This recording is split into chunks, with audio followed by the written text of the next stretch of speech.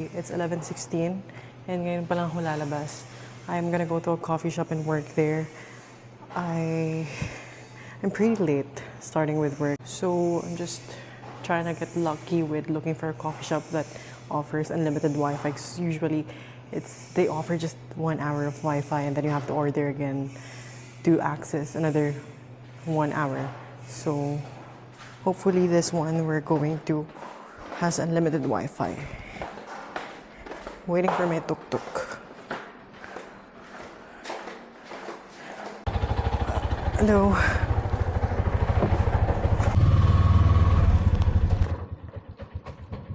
Mura lang yung tuk-tuk nila dito. Let's just say every time I have to go downtown, it costs 40 pesos. Pero nagtitip ako, so mga 60 pesos binabayad ko.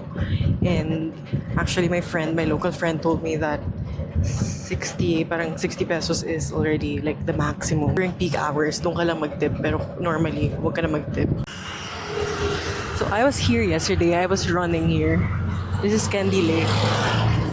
And I just love sitting here in this lake. Daming ducks, daming different kinds of animals like squirrels, monkeys, and you have the view of the temple. So I love this. Hello. I'm here at the cafe, everybody. This is called Buono Cafe.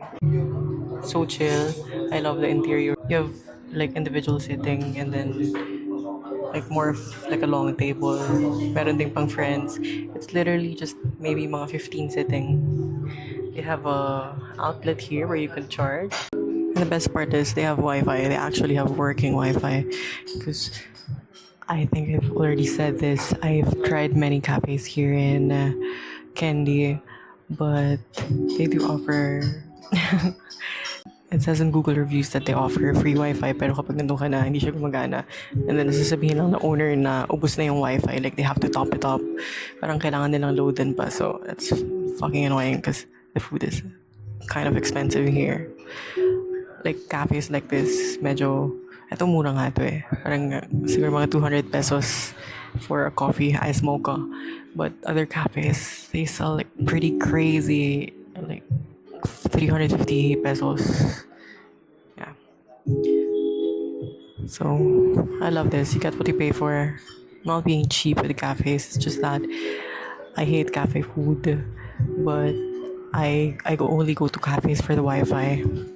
So, yeah, I love this. Anyway, I'm gonna work. I'm so late with work. Thank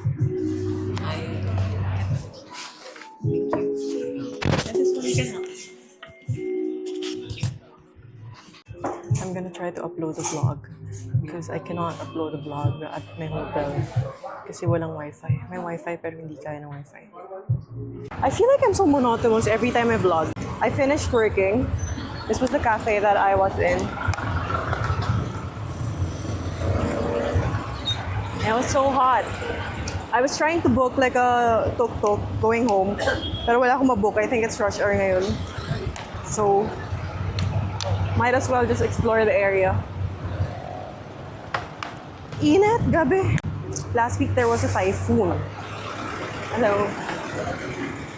There was a typhoon, so the weather was really bad. Malakas yung bagyo. And now it's back to being hot. Like, the weather in Sri Lanka is so moody. But now I'm just trying to look for, I hope you can hear me. I'm trying to look for, ano tawag dun? Souvenir shop. The souvenir shops that I saw on Google Maps. It was near the lake. Pero, na-trauma na ako sa lake area. Kasi yung mga tuk-tuk driver doon, kinukulit na lang. The other day, I told you about like making up an excuse kapag nilapitan ka ng tuk-tuk driver. Just tell them that you're gonna leave tomorrow. You don't have any more days in Sri Lanka, so they can fuck off. But, nung sinabi ko yun sa kanila, siguro mga 3 tuk-tuk drivers sinabihan ko. Bumalik ako the next day, and then nabukaan nila ako. So he was there, siguro mga 200 meters from me, the tuk-tuk driver. Tapos, mag-eye to eye kami. And then bumaliktad ako, like pinalikuran ko siya para hindi niya ako makita. Nakita niya pala ako. So, as in, a split second, pagharap ko, nasa katabi ko na siya eh. He was creepy. I mean, he was nice. Pero, I don't like the fact that naglalakad ako tapos dikit siya ng dikit sa akin. Like, I was taking photos on my camera, minding my own business. Pero dikit siya ng dikit sa akin. Like, hindi niya ako hinahawakan, pero he wouldn't just leave. He wouldn't leave me alone. So, parang a souvenir shop.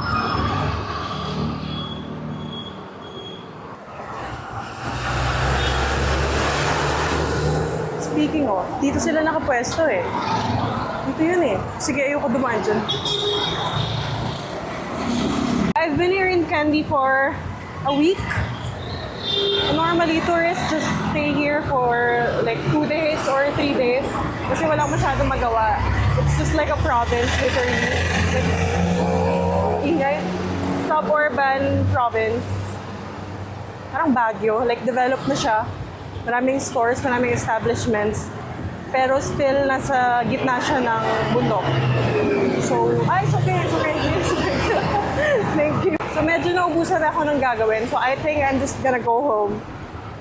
I've been forcing myself to go out and try to look for something to do here in Kandy. Pero wala eh. Wala na akong magawa eh. Paulit-ulit na eh.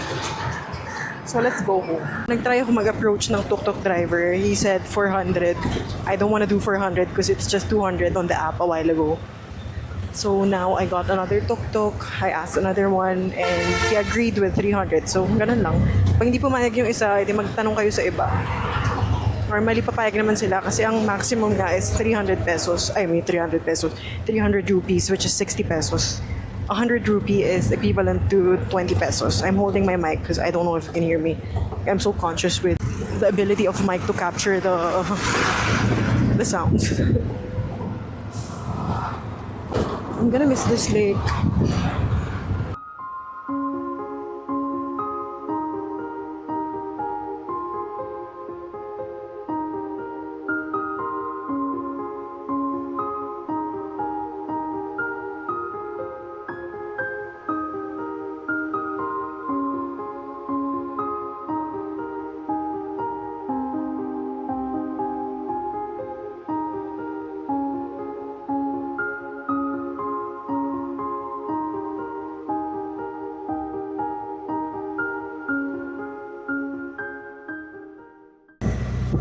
I made it to Ella, everybody.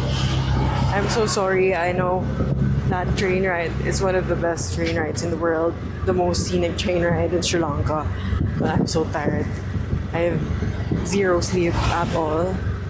Because I came from a Halloween party. The party finished at 2 a.m. And then I was locked up by my accommodation, my homestay at 10:30 p.m. So that means I had to wait until 6 in the morning to go to my place and umuwi.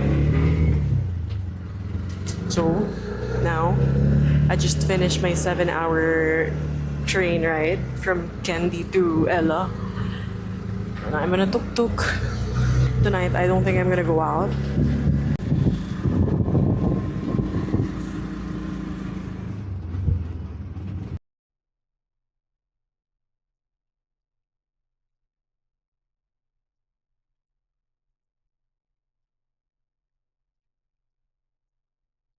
Let's do a room tour. This is gonna be the dirty bed. There's a mirror. Tiny desk there. This is my main bed. Oh my god, I love my bed. I wish I was with someone. This is the bathroom. My heater. It's big. And we have a big door here. But we also have this sliding glass. Sliding door. And then the lounging area. Oh my god, yung mic. And then breakfast for 2. Meron pang hugasan ng kamay. They're so considerate. And that's about it. Ano yan, moth? Ang dami nila eh. I have spiders, I have moth, I have bugs. Bugs na galing sa labas ha, hindi bed bugs. So, I just woke up, but not literally. Siguro mga 2 hours ago, I woke up mga 10 p.m. and now it's 12:20 a.m. And I forgot that I was staying in more of like a remote area. Malayo ako sa city center, like sa downtown, where the restaurants are, where all the establishments are. I forgot, and I was so complacent that the nearby restaurant here is going to be still open at 10 p.m. But sarado na siya. Lahat ng restaurants na malapit dito, which dalawa lang naman, and then there was a little convenience store because it's low season right now. So, ayun, mahina rin yung signal, and I was calling my host, my Airbnb host, to like cook food for me if available pa, kasi inofera nila ako, pero sabi ko sa labas ako kakain. Pero sabi nila hindi na available, and I barely have anything here, no food at all. I don't have any water. I had this Coke, which I don't want to drink. So, luckily, after practically begging them to take me to a restaurant, like any restaurant that's open, it doesn't have to be in the city. Ayun, there's one that is open, and then we went there. I had chicken kotu. The train ride, I didn't take much videos of the train ride because I was seated on the left side of the train, and that side has like pangit na views. So the better views are on the right side, the scenic ones. And it was kind of annoying also because a lot of the foreigners are coming back and forth because I was seated right behind the door, the train door. The door is open, right? So doon sila nagpicture-picture, doon sila naglalambitin. And lahat nakapila. So it was so crowded in this area, dito sa katabi ko. And I was just disturbed with my sleep. I was sleeping. I took 2 pills of melatonin and I passed out. So there's that. So now maglalaba tayo kasi wala na akong damit.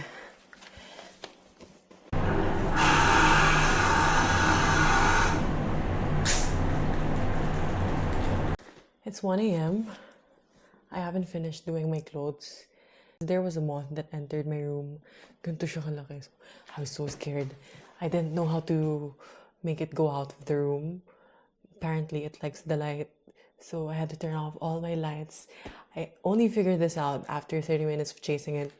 So I had to turn off my light, all my lights here, and then only turn on the one that's outside. And then I opened the door, and then I smacked it with my slipper para lumipad siya palabas and, look for the light, and it worked. So, this is Survival Skills 101 on how to do your laundry when you're traveling. So, get a clean towel, and then kapag nalabhan mo na yung damit mo, ilatag mo siyang ganyan, and then just roll it over. Make sure that it's flat, and make sure that all spaces are covered. I mean, the whole clothing is covered, rather. Yan. Maya na to. And then, parang hot dog.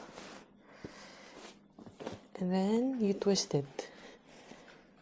So this just makes your drying time faster. It makes the clothes not smell like shit. Parang hindi siya may kulob. So, I twist it. Wait. One last twist. Oh my god. Okay. Yeah.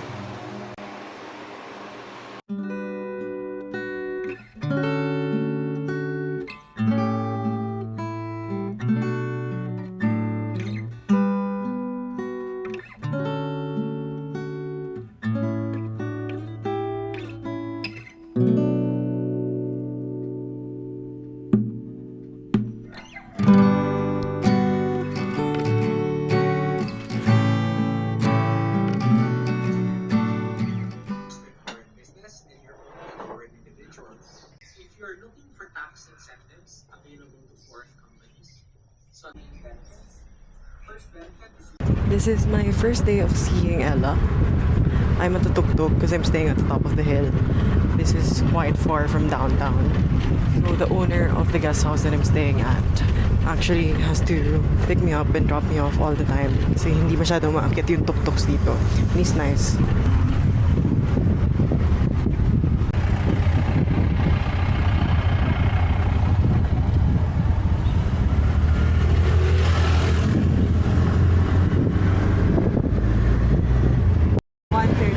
Okay.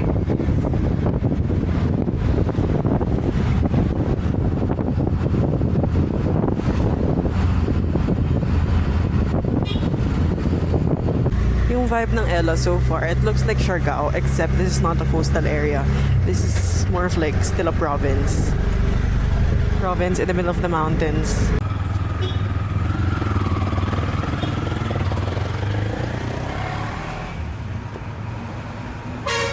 As usual, I'm wearing my slippers, so this is the entrance going down. Oh my god, I'm so fucking clumsy. Dito ko dinrop ng driver, pero ang dami ko nakita sa kalsada na this way to 9 Arch Bridge. Like, siguro mga 200 meters pa lang, may nakita na ako. So, ibig sabihin maraming entrance. Malamang mahaba yung rocks. But it's so creepy, oh my god. So scared. I'm such a scaredy cat. Tinan mo ba naman, ako lang mag-isa. Tapos ganito yung daan. So it means no one's here? Kasi walang katao-tao? Or baka sa iba sila dumaan? I don't know.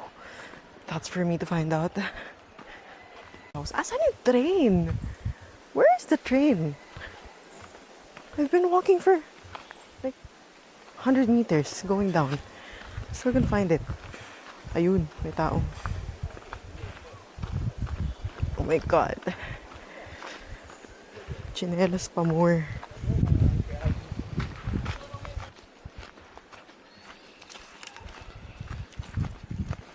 Oh my god, it's far. Akala ko andito na.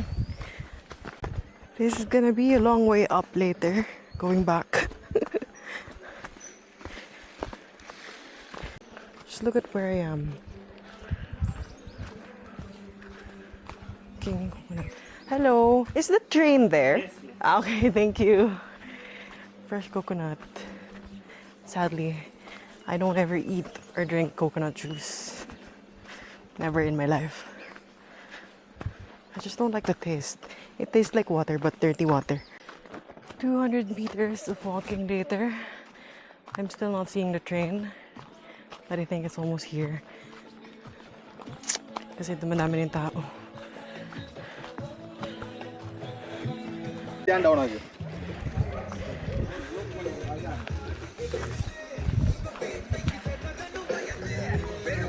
don't know how the houses that are up there, I don't know how they built it. The stability of the ground. Because it's so steep. And some parts of it are parang kalbo na. Like soil erosion is so inevitable. Pero may mga malalaking bahay, may mga guest house. There. Everybody's already waiting for the train. So they said that the next train is gonna come at 12:40. I'm already here. Ang ingay naman itong matanda. I'm waiting for the train to come. So maybe in like 30 minutes it's gonna come. But so far, it's kind of hard to appreciate the train tracks when it's just the tracks itself. Like it's nice. It's nice in photos, or maybe because I'm a bit far away from it. Maybe if I was like my perspective was from below instead of from above, it's more nice because of the structure of the bridge. Like may 9 siya na arch, parang ganun. But now, it looks like regular train tracks. Ano ba? Train tracks? Train tracks. So maybe I'm gonna ask someone kung paano bumaba dyan. I don't know how to take photos from here. Just, nakakahiya. Ang daming tao. It was so funny. The train already passed. And wala pang mga 10 seconds. Siguro mga 5 seconds lang dumaan yung train. Everybody was taking videos. Everyone was so focused. It's so funny. And then after it passed, you were just laughing kasi parang, that's it. Yun na yun. But, yeah. Let's go down to the tracks to see kung mas maganda ba mag-take ng photos doon, which I doubt. Parang mas maganda yung sa baba. Or mas maganda if someone's taking a photo of you, right? Kapag nandun yung train.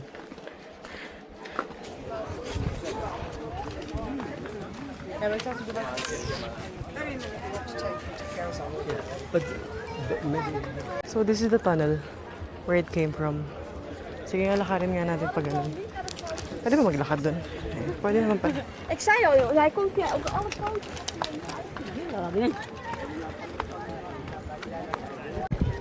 9 arches. 9 din. 1, 2, 3, 4, 5, 6, 7, 8, 9. Oh yeah, 9. Okay. So the second train has passed by. The best thing that I enjoyed about it is seeing the passengers of the train, like the diversity of the people. There's brown, black, white, Asian people all together in one train. Some people were hanging out. Some people were taking videos of us and we were taking videos of them. So that was nice to see, but you know, it just lasted for like 5 good seconds. Anyway, I'm looking for a coffee shop. It's called Cafe Soul. It has one of the best views of this train tracks. But according to Google Maps, it's 38 minutes if you walk it. So, malapit lang siya dito actually. Hindi ko lang alam kung saan ako lulusot dito sa mga kakahuyan na yan, sa mga puno-puno na yan. Pero kapag sinundan ko yung pathway na nasa Google Maps, it's 38 minutes. But should be just like 5 minutes. So, I'm gonna ask the police officers here kung saan. Doon sila. Oh, fuck. So I asked the police officers, but they told me to go to this cafe. Here, the green one here. And I'm not sure if that's it, because it doesn't look like it. And I feel like when we were driving past by, you know, on the way here, nadaanan na namin yung cafe, and I know that it's in the main road. Unless this has like a stairway going to the main road, then that's it. Or any coffee shop would do as long as they have the view of the bridge. Yeah, I think this is it. Parang yan nga yun. Kasi wala namang ibang coffee shop dito na nakatapat sa train. The officer asked me where I'm from. And then he guessed Belgium. Wow, Belgian na ako ngayon. And then yesterday someone asked me the same thing. And he said, "Are you from here? Are you Sri Lankan? Do I look Sri Lankan?" She said, "I look Sri Lankan. My face looks Sri Lankan." The hell. Dami ko ng nationalities. Let's have one last view of the bridge. Oh, it's much nicer here. Hindi, mataas yung... Ay, sorry. Mataas yung talahib. And we walk on the... So this is the mitigation process. Before, has some signs of soil erosion, and then during the process, and then sinemento nila. I'm sorry. It's okay. Sinemento nila. So now it looks like this. This is another angle of the 9 Arches Bridge. Paano kaya nila ginawa ito, no? This is the cafe. I think this is the way going to the cafe. I've seen some people go there, but mamaya na, mag-picture muna ako.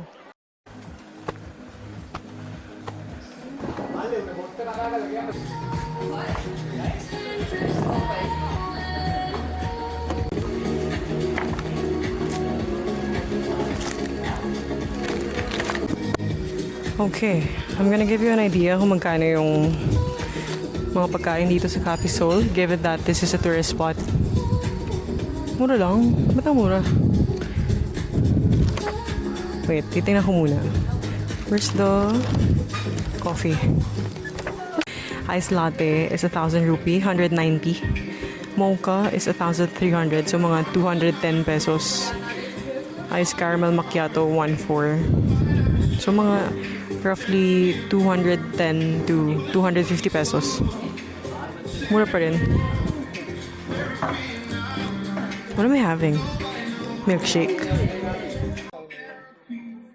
Diyan ako nanggaling sa may bahay na yan. All the way down there.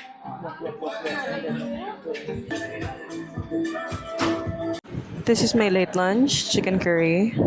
This is dal, this is chicken and the curry sauce, potato, beetle, beans, chips and rice. This is my first time trying Sri Lankan curry.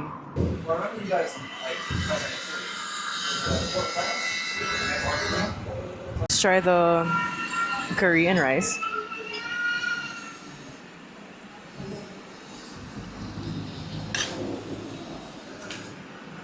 Yung kanin nila dito buhaghag. It's not like the way we cook rice in the Philippines, 'di ba? Gusto natin yung mabango, yung malambot, yung medyo malagkit. Pero dito buhaghag, like hiwalay-hiwalay. What's this? Potato. Mainit pa siya, in fairness. What's this? Potato? Yeah, potato. Let's try dal. Ano ba yung dal? Lagi ko naririnig to. But I've never tried this.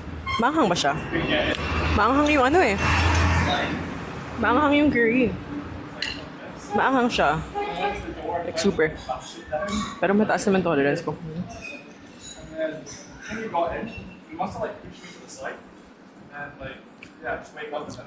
What is dal? I think dal is beans na dinurog. Like, ano ba to? Chickpeas? Or what? Hindi siya chickpeas eh. Mamaya, tatanungin ko. Pero okay lang siya. I just need more texture if I'm gonna eat that dal.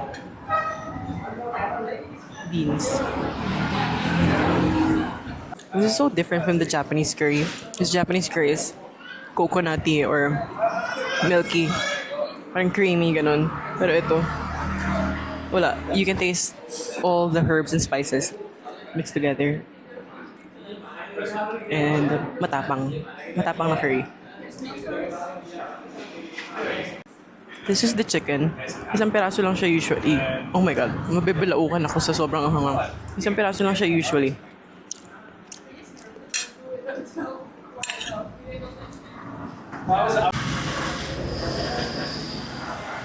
For some reason, when you drink water, nawawala yung ahang. Ang galing. Diba you're supposed to drink milk if gusto mo matanggal yung ahang? So much like of Palawan. I'm sorry, I keep on comparing. This is a disease. I keep on comparing it. But I hope you know that I'm not comparing like negatively. It's more of like to give you an idea kung anong feels niya since syempre marami ng Pilipino nakapunta ng Palawan or ng Siargao. You know, yung mga developed na beach towns, coastal towns in the Philippines. Oh my God. May music creative. This is my third time by drawing here in Sri Lanka.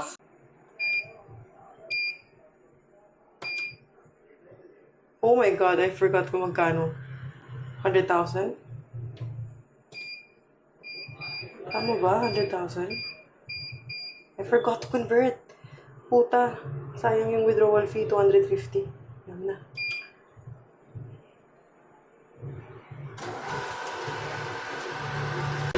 My postcards of the places that I've visited here in Sri Lanka, like this Kandy.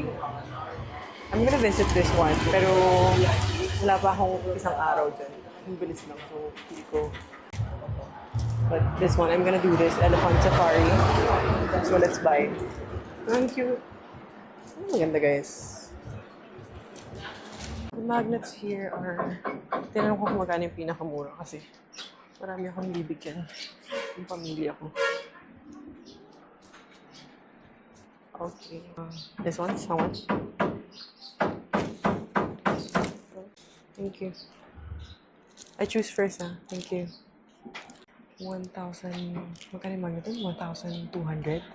So, parang mga 220 pesos. Ang isang magnet. Dito, 60 pesos lang. Kaya mas mura pa nga eh. Sorry for my YouTube. Dito mas mura. Okay, I like this.